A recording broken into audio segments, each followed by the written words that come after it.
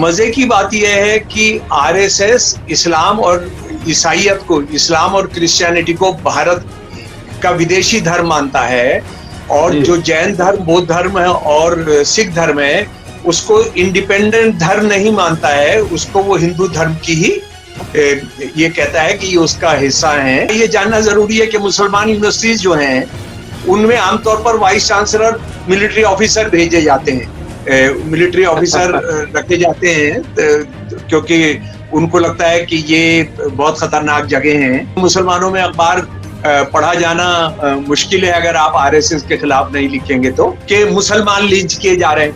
हाँ, क्या सिर्फ मुसलमान लिंच किए जा रहे हैं? क्या दलित लिंच नहीं किए जा रहे हैं? क्या ईसाई लिंच नहीं किए जा रहे? क्या सिख लिंच नहीं किए जा रहे? क्या वो नहीं किए गए?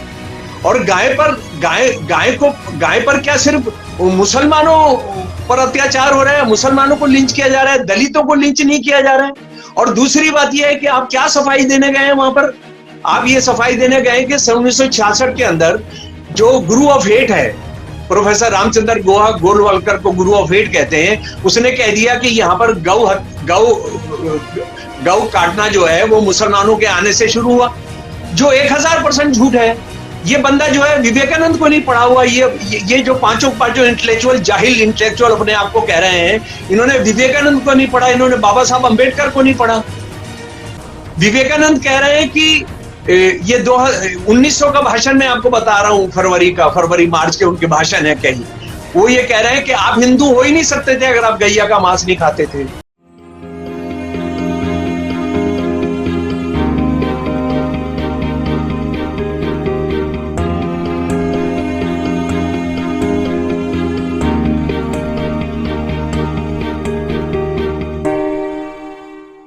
दोस्तों, रतनलाल बोल रहा हूं और आप देख रहे हैं अम्बेडकरनामा। आज बात भारतीय राष्ट्रवाद और मुसलमान की। जब जब यहाँ मुस्लिम समुदाय की बात होती है या कोई मुस्लिम बोलते हैं, कुछ अमूमन आप आसपास देखते होंगे, उनसे तुरंत राष्ट्रवाद का सर्टिफिकेट मांग लिया जाता है। चलिए थोड़ा इतिहास में लिए चलते हैं। 1947 से पहले, आजादी से पहले मुसलमानों की कितनी भूमिका रही आजादी दिलाने में, ये सब आप जानते हैं। संक्षिप्त में उस पर चर्चा आज होगी। लेकिन 1925 में आरएसएस बना और सब जानते हैं कि आजादी की लड़ाई में, स्वतंत्रता संग्राम में आरएसएस की कोई भूमिका नहीं रही। उल्टे अंग्रेजों के सलाहकार और उनके जासूस के रूप में कई लोग उसमें काम करते रहे, सूचना प्रोवाइड करते रहे या समर्थक बनते रहे, यूं कहिए उनके औपनिवेशिक सत्ता के समर्थक बने रहे। आजकल उनका एक संगठन मुस्लिम राष्ट्रीय मंच लगातार राष्ट्रवादी मुसलमान की बात हो रही है, वैसे संगठन की ओर से जिनके राष्ट्रीय आंदोलन में कोई भूमिका नहीं रही।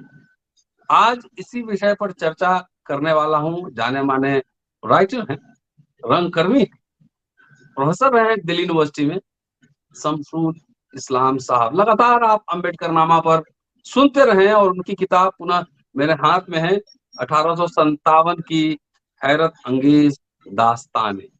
क्या है इतिहास और मुसलमान और राष्ट्रवाद को लेकर आजकल दक्षिण पंथ की ओर से क्या ज्यादा चर्चा हो रही है, ज्यादा हल्ला हो रहा है।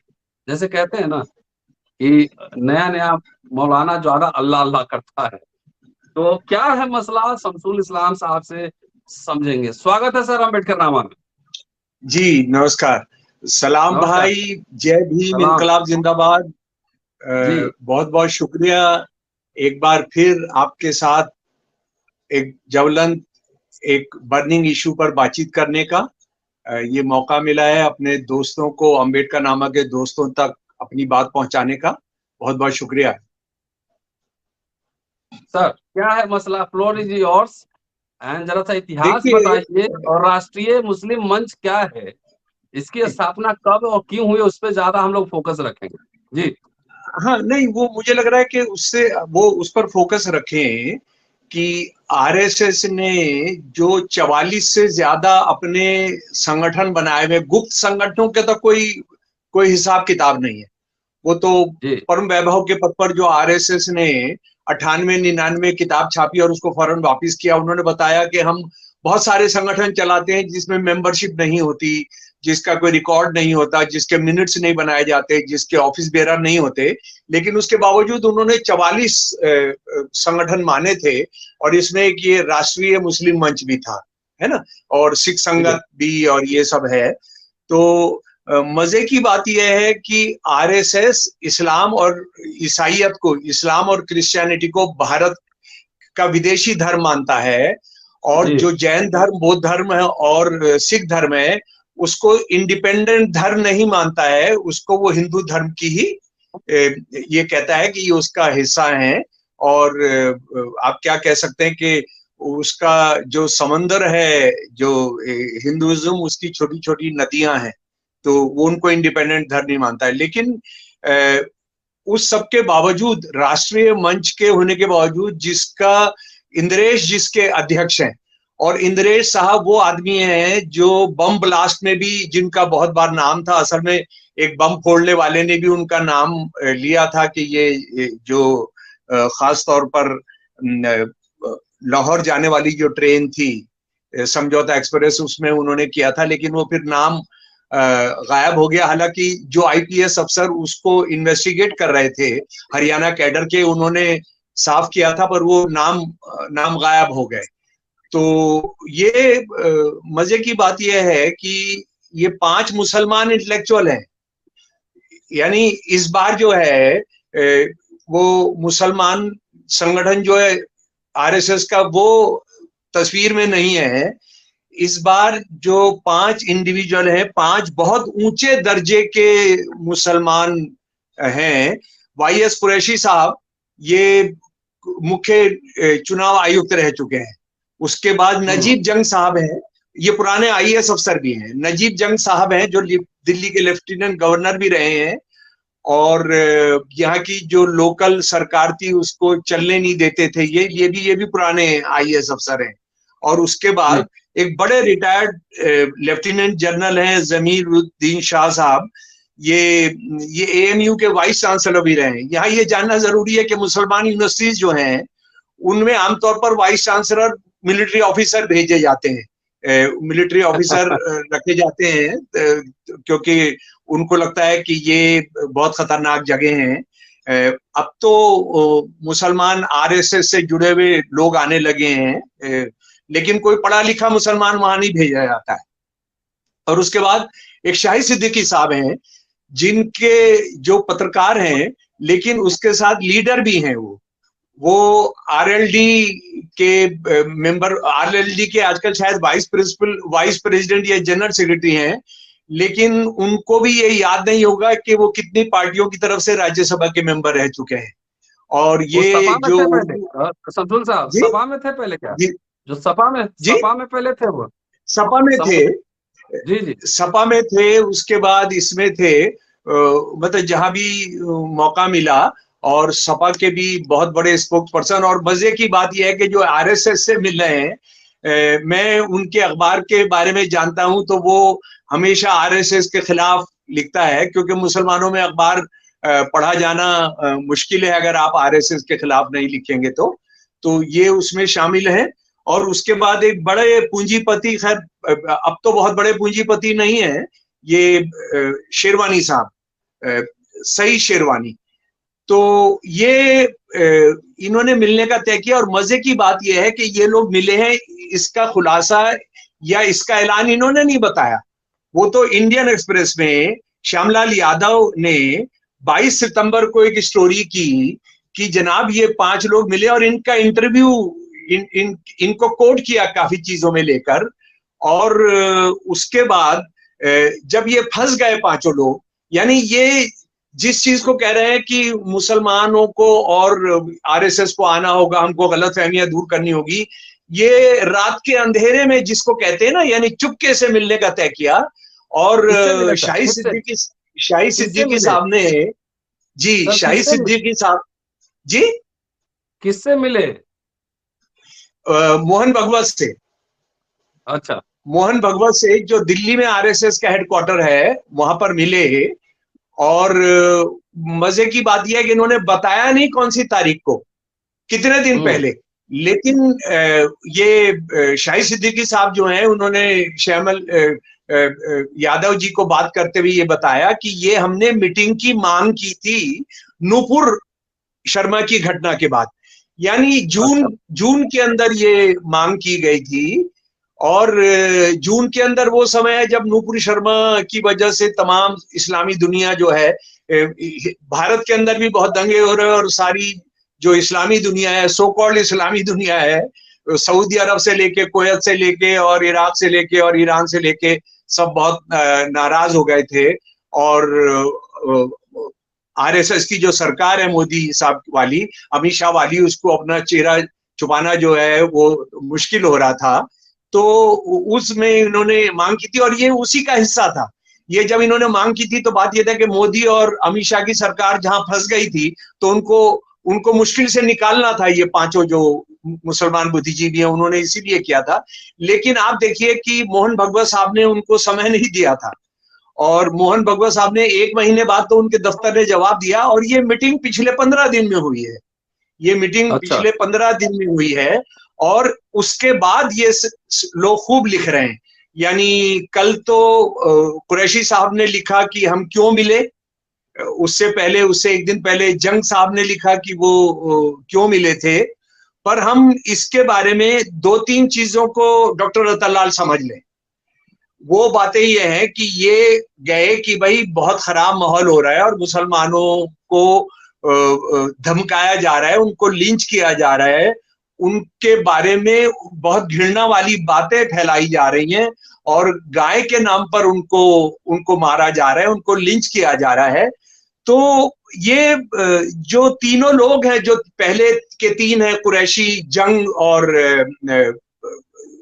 जनरल अपना जमीर साहब, ये बड़े सीनियर अफसर हैं। और उसके बाद 2 भी जो है वो मेंबर पार्लियामेंट रहे हैं। ये शेरवानी साहब तो 4-5 बार मेंबर पार्लियामेंट रहे हैं, और ये शाहिद सिद्दीकी मेंबर पार्लियामेंट रहे हैं। तो क्या माफ कीजिएगा मुझे, इन लोगों को ये नहीं जानकारी थी कि ये सारे सवाल जो मुसलमानों के साथ जो कुछ हो रहा है, ये गवर्नेंस के सवाल है। गवर्नेंस के सवाल का मतलब यह है कि इनको सबसे पहले ये होम मिनिस्टर के पास उठाना चाहिए ये सवाल। होम मिनिस्टर से मसला हल नहीं होता है तो इनको प्रधानमंत्री के पास जाना चाहिए। प्रधानमंत्री से भी हल नहीं होता है तो इनको राष्ट्रपति के पास जाना चाहिए। अगर उनसे भी हल नहीं होता है तो इनको हाईकोर्ट, सुप्रीम कोर्ट जाना चाहिए। ये नहीं जाकर किसके पास गए? ये गए आरएसएस के पास। अच्छा, आरएसएस की इस देश में क्या स्थिति है? आरएसएस तो एक्स्ट्रा कॉन्स्टिट्यूशनल एक पावर का सेंटर है, एक गैर संवैधानिक संगठन है। ये सही है कि बीजेपी जो है उसका पॉकेट संगठन है, और आरएसएस ने जो अपने 40 या कितने संगठनों के नाम बताए, उसमें 5वें नंबर पर उन्होंने बताया कि जनसंघ हमने बनाई थी, और ये भारतीय जनता पार्टी भी हमने बनाई है, और इनको हमने ये एजेंडा दिया हुआ है। उससे पहले गोलवलकर ये भी बता चुके हैं कि हम अपने कुछ लोग राजनीति में बैठते हैं, और उनको ये शब्द मैं उनका बता रहा हूं, उनको हम जो कहते हैं जितना उछलना है उतना उछलो, कबड्डी खेलना है तो कबड्डी खेलो, फुटबॉल खेलना है तो फुटबॉल खेलो। हम जिन लोगों को राजनीति में भेजते हैं उनसे ये हम तवक्को करते हैं, उनसे करते हैं। ये बोल चुका है बंदा, ये बता चुका है। तो ये जो वहां पर गए, तो ये 5 लोगों की समझदारी होगी कि भाई जो सत्ता का सर्वोत्तम है हम वहीं पर चले जाते हैं। हम ये उनके छुट भइयों से क्यों मिलेंगे? हम अमित शाह से क्यों मिलेंगे जो आरएसएस का एक कैडर है? हम मोदी से क्यों मिलेंगे जो आरएसएस का एक कैडर है? या राष्ट्रपति मुर्मू जी से क्यों मिलेंगे जो आरएसएस के कैडर हैं, जो आरएसएस की एक कैडर है? तो हम इनके जो बाप हैं, इनके जो सर्व है, उन्हीं से मिल लेते हैं। लेकिन डॉक्टर रतनलाल, ये इस देश के प्रजातंत्र और इस देश का जो कानूनी तौर पर बनी हुई सरकार है, ये उसकी मौत की भी घंटी है। इसका मतलब ये होगा कि आप अपने इलाके में जो गुंडागर्दी हो रही है, जो बदमाशी हो रही है, और ये जो पांचों विद्वान है, ये इस बात को मान गए कि इस सब के पीछे आरएसएस है। देखिए, ये तो तस्लीम कर लिया ना उन्होंने, और मोहन भगवत ने भी मिलकर तस्लीम कर लिया कि हाँ भाई, इन बातों के लिए आप हमारे पास आ जाओ बात करने के लिए, हाँ, नहीं तो मोहन भगवत को ये कहना चाहिए था कि हमारा इससे क्या लेना देना है भाई, ये तो पॉलिटिकल इशू है, हम तो सांस्कृतिक संगठन है, आप जाओ मोदी जी के पास जाओ, आप जाओ अमित शाह जी के पास। उन्होंने बुला लिया। इसका मतलब ये है कि अगर हमारे मोहल्ले में हम किसी गुंडों से परेशान है, जो हमको हमारी लड़कियों को छेड़ते हो, बदमाशी करते हो, हमारी दुकान पर कब्जा करते हो, हमारी पिटाई करते हो, तो हमको उस गुंडे से बातचीत करनी पड़ेगी। हमने पुलिस स्टेशन नहीं जाना है, हमने कोर्ट नहीं जाना है। और ये मॉडल बनाकर डॉक्टर रतनलाल, ये मॉडल बनाकर इसका कितना खतरनाक नतीजा होना जा रहा है इस देश के लिए, वो मैं बता रहा हूं। मैं जम्मू कश्मीर का उदाहरण ले रहा हूं। जम्मू कश्मीर के जो सिख हैं, जो कश्मीरी हिंदू हैं, जिसमें काफी बड़ी तादाद में पंडित भी हैं, उसके बाद वहां बहुत सारे सेकुलर और इस्लामिस्ट जो हैं, इस्लामो फैशिस्ट जो हैं, जो फांसीवादी इस्लामी तत्व हैं, उनसे परेशान है। तो अब अगर ये वाला जो फॉर्मूला जो ये पांचों मुसलमान इंटेलेक्चुअल्स ने किया है और जिसको मान्यता दी है मोहन भगवत ने, तो उनको क्या करना होगा? उन्होंने हिजबुल मुजाहिदीन और उस तरह के जो इस्लामी संगठन है उनके पास जाके दोस्ती करनी पड़ेगी और कहना पड़ेगा जनाब आप प्लीज हमारी सुरक्षा की गारंटी दीजिए। उनको फिर वहां पर किसी सरकार पर, किसी उस पर भरोसा नहीं करना होगा। ये जो रास्ता सुझाया है इन्होंने, ये पांचों इंटेलेक्चुअल्स ने, उससे हिंदुस्तान का जो संवैधानिक ढांचा है, जो पॉलिटी है, जो आपने सिस्टम बनाया है, उसको आप खत्म कर देने का आपने काम किया है। अच्छा, उसके बाद एक बात और समझ लीजिए कि इसमें जो सवाल उठाए गए, ये कुरैशी साहब ने बताया और जंग साहब ने बताया। हालांकि एक मजे की बात यह है कि इनमें ये लोग अपनी अपनी अलग अलग राग अलाप रहे हैं। जंग साहब और कुरैशी साहब कह रहे हैं मुसलमानों के लिए मिले, और जो इसमें शाही सिद्दीकी साहब हैं वो कह रहे हैं हम पढ़े लिखे मुसलमानों और मिडिल क्लास के लिए मिले। बड़े मजेदार बात है कि हम जो मिले इनसे, आम मुसलमानों से हमारा कोई लेना देना नहीं था, हम तो जाकर मिले, मैं इन कोट कर रहा हूं, इन कोट, मिडिल क्लास और पढ़े लिखे मुसलमानों के लिए मिले, जो हिंदू मुसलमानों के अंदर 2-3% से ज्यादा नहीं है। ऐसा कोई आंकड़ा जमा नहीं किया गया, लेकिन सच्चर कमेटी की रिपोर्ट वगैरह अगर आप देखेंगे तो वो कहेंगे कि ये 2-3-4% से ज्यादा नहीं है।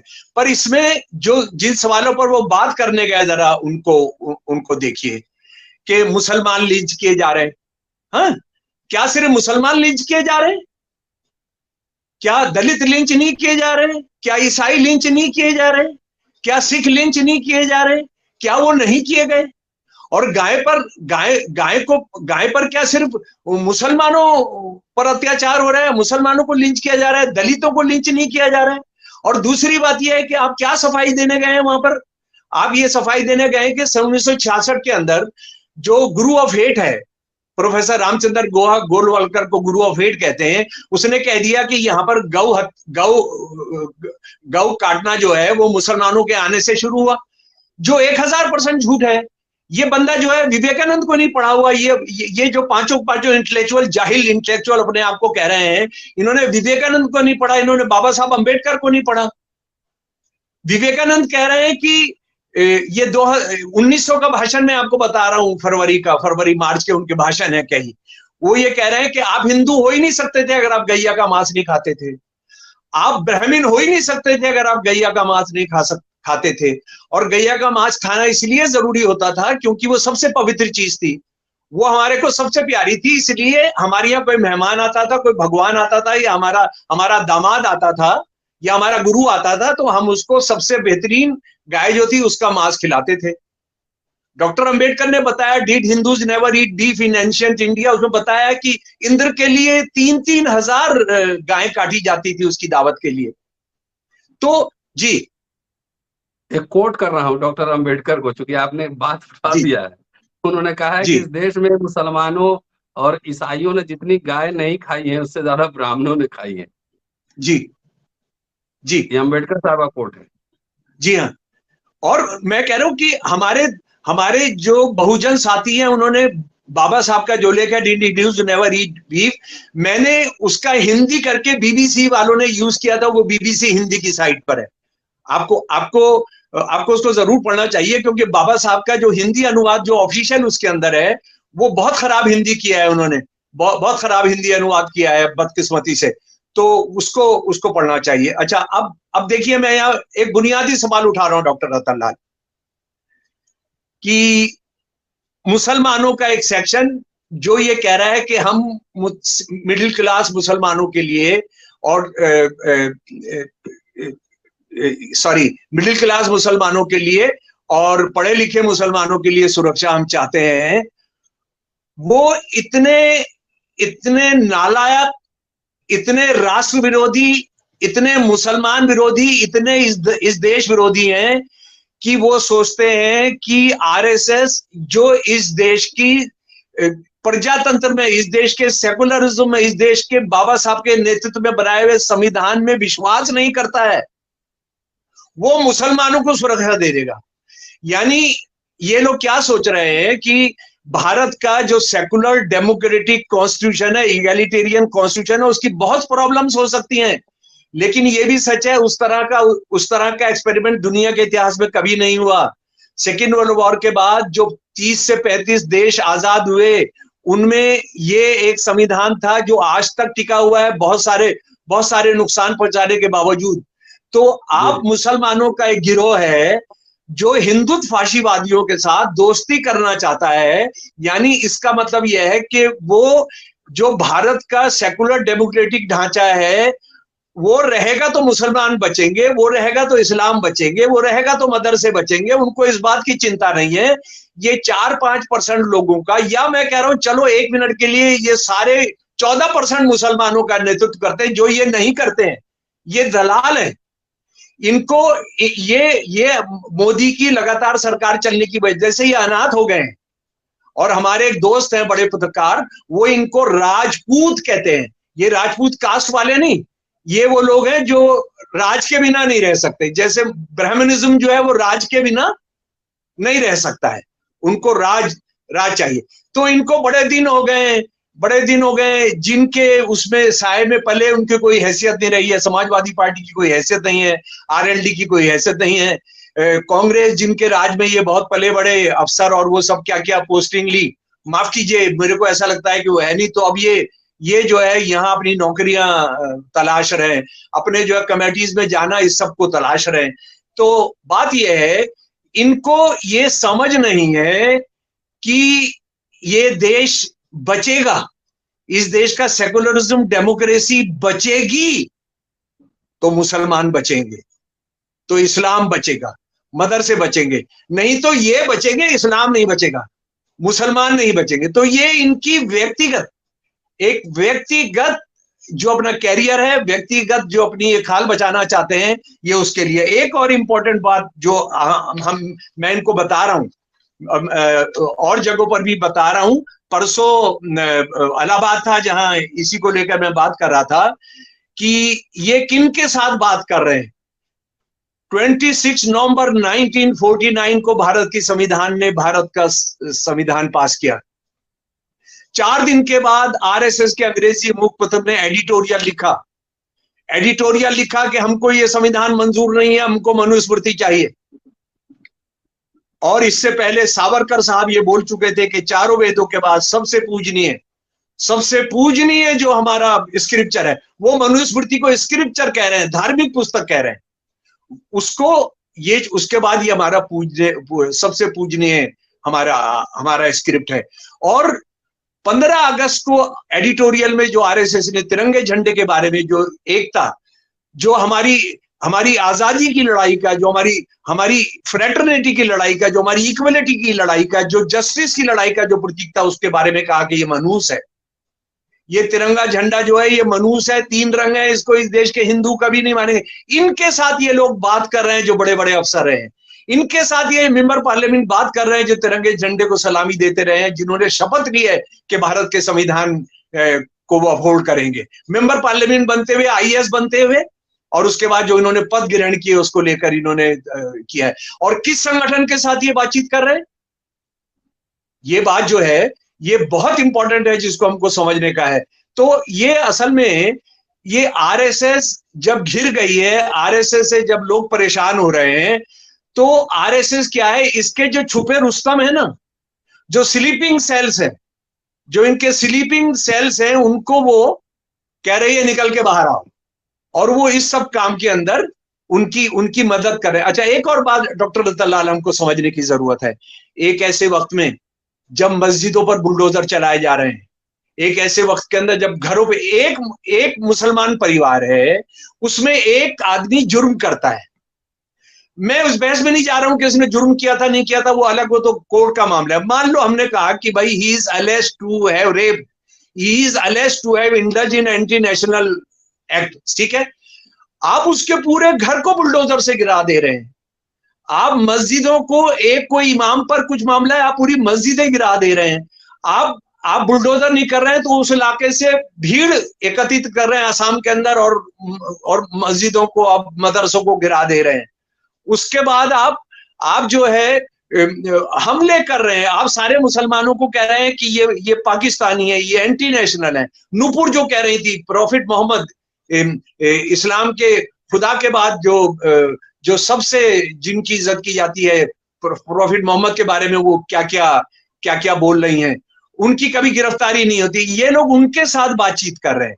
इसका मतलब बहुत साफ है कि ये आरएसएस को बचाना चाहते हैं, और आरएसएस को इनकी कोई खास चिंता नहीं है, क्योंकि इनमें से कल इन्होंने क्या कह दिया कुरैशी साहब ने, कि मोहन भगवत ने इनसे वायदा किया है, मोहन भगवत ने इनसे वायदा किया है कि वो मुसलमानों के खिलाफ जो भड़काऊ चीजें वो नहीं करेंगे, और मुसलमानों को वो हिंदुस्तानी मानते हैं।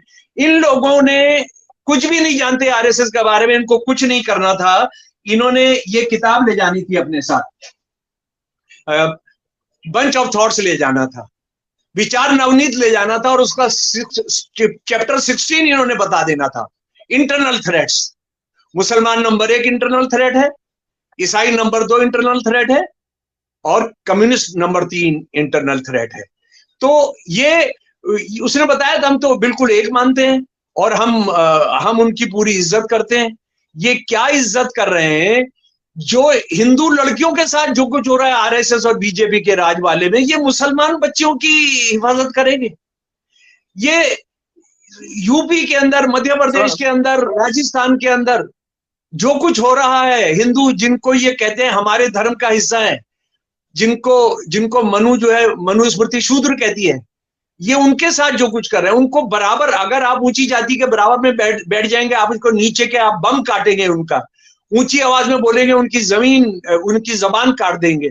ये उनके नहीं हुए, ये पांच जो है इंटेलेक्चुअल, मुसलमान इंटेलेक्चुअल, इनके हो जाएंगे। सोचने की बात है, बड़ा बड़ा गंभीर मसला है ये। सर अभी मोहन भागवत मिले थे इमाम से जामा मस्जिद, जी उन्होंने जी तो उनको राष्ट्रपिता कहा। अब 6-5 नाम आपने जी जोड़े हैं, एक नाम मैंने जी जोड़ा, उन्होंने राष्ट्रपिता जी। कहा। मैं ये हाँ। समझना चाहता हूँ कि जो 6 लोग हैं, ये किस मुसलमान में किस सेक्ट के हैं और किस जाति के, इससे समझ में नहीं आएगा ना देखिए, स्पष्ट होगा। नहीं, इसमें मुझे लगता है कि ये जो पांचों हैं, जो 5 गए, उसमें से सिद्दीकी ओबीसी होना चाहिए। ठीक है, सिद्दीकी हाई कास्ट भी हो सकते हैं, ये होना चाहिए। हालांकि उस चक्कर में हमने पढ़ना नहीं चाहिए, क्योंकि ठीक है, ठीक है। रामविलास पासवान जो थे वो भी तो दलित थे, लेकिन उन्होंने पूरी सेवा की। लेकिन मैं इस मौलवी के बारे में बताता हूँ। असल में हाँ, इसको मौलवी कहना भी गलत है, ये इमाम है। एक बात समझ लीजिए, इस्लाम के अंदर कोई दलाल नहीं होता है खुदा और उस मजहब के मानने लोगों के वाले के बीच। बीच में। कोई कोई दलाल नहीं होता है। ये एक खाना देकर या कुछ पैसे देकर इमाम के आप नमाज को लीड करेंगे। जहां तक मेरी जानकारी है, अगर 3 से ज्यादा लोग होंगे तो उन्होंने आपस में एक इमाम बना लेना चाहिए, और उसने, ताकि नमाज इस्लामी तरीके से हो, उसको कर लेना चाहिए। हालांकि वो मुसलमानों का नमाज पढ़ने का तरीका 10 तरह का है, अहले हदीसों का अलग है, सुन्नियों का अलग है, शाफियों का अलग है, किसी और का, उस बहस में हम नहीं जा रहे हैं ना। ये बंदा जो है, ये पुराना खिलाड़ी है आरएसएस का। ये जो इमाम इमाम। है, और ये इमाम, इसने इमाम काउंसिल बनाई है, और इमाम काउंसिल, ये असल में एक बात और समझ लेना चाहिए, पता नहीं क्या रिश्ता है, ये बंदा जो है, इसके परिवार, इनकी औलाद जो है कत्ल में फंस गई थी। वो बड़े बड़े टीवी पर्सनालिटी थे, तो वो कत्ल में फंस गई थी, तो इनको बचाया था जिन लोगों ने। तो मुझे उनका ऐसा भाई लगता भाई है जी, शोएब इलियासी, शोएब नहीं इलियासी। पता नहीं क्या क्या नाम था, पता नहीं अभी भी जेल में है या नहीं है। तो हाँ हाँ, जो उनको, वो शादी पत्नी, हाँ समझ गया, मैं समझ गया, हाँ, तो वही है। मैं किसी का नाम नहीं ले रहा हूं, मैं कह रहा हूँ कि ये उसमें थे। और दूसरी बात आप समझ लीजिए, उन्होंने सिर्फ राष्ट्रपिता नहीं कहा, राष्ट्र ऋषि भी कहा। हाँ राष्ट्र ऋषि भी कहा, उन्होंने बिल्कुल सही कहा। आज के राष्ट्रपिता तो ये मोदी है ना, और आज के राष्ट्रनीति ऋषि अमित हैं। और उन सबके जो गुरु हैं, उन सबके जो गुरु हैं वो मोहन भगवत हैं। जी। मोहन भगवत वो आदमी है, मोहन भगवत वो आदमी है जो मुसलमानों के बारे में ये कहते हैं कि हमने इनसे निपटने के लिए इजराइल वाला यहू ज़ायनिज्म का तरीका हमने अपनाना होगा। और वो आज कहीं कहीं बोलते रहते हैं कि हम गोलवलकर की जो मुसलमान विरोधी है उसको निकाल देंगे। आप आज भी आरएसएस की जो डिफरेंट संगठन है उनकी साइट्स पर चले जाइए, we are our nation defined, आप उसको डाउनलोड कर लीजिए। आप सावरकर का हिंदुत्व डाउनलोड कर लीजिए। और मैं इन पांचों या छह के छह ये जो हैं दलाल, इनको ये बताना चाहता हूं कि वो मुसलमानों के सगे नहीं हो सकते। ये लोग, जो किताब है सावरकर की और गोलवलकर की, ये किताब मुसलमानों के खिलाफ नहीं है। ये टू नेशन थियरी की जो हिंदू राष्ट्र की बात करते हैं, उसमें ये दोनों किताबें बुद्धिज्म के खिलाफ है। वो ये दोनों के दोनों ये कहते हैं कि बुद्धिज्म अच्छा ने सर, जातिवाद को खत्म कर दिया है, इसलिए हिंदू धर्म को यानी ब्राह्मणिज्म को खतरा हुआ।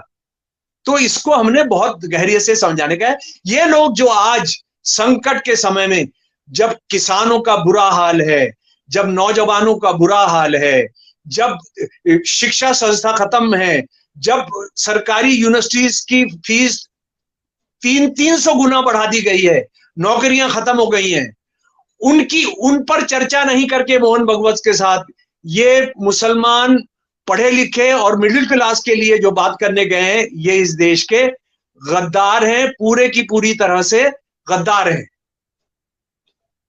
शुक्रिया सर, और आपने बहुत विस्तार से समझाया। और ये थे शमसुल इस्लाम साहब। पूरा वीडियो सुनिए, शेयर और सब्सक्राइब करते रहिए, पूरे परिवार के साथ सुनिए, क्योंकि अम्बेडकरनामा में काम की बात होती है, परत दर परत विश्लेषण होता है बगैर कमर्शियल ब्रेक के। तो पूरा वीडियो जी देखिए, शेयर और सब्सक्राइब करते रहिए। शुक्रिया सर, और जल्दी आपसे फिर अगले जी एपिसोड में मिलते हैं, आरएसएस और महिला। क्योंकि जैसा कि हमने पढ़ा है, और कि एक महिला इस बार वक्ता होंगी आरएसएस के वार्षिक कार्यक्रम हाँ, में, वो ऐसा है अगली क्या? बार हमने बात करनी चाहिए। जी जी, शुक्रिया सर, थैंक यू, जी और जल्दी मिलते हैं आपसे जी फिर। शुक्रिया सर, जी थैंक यू। जी जी जी, सलाम। जय भीम, इनकलाब जिंदाबाद।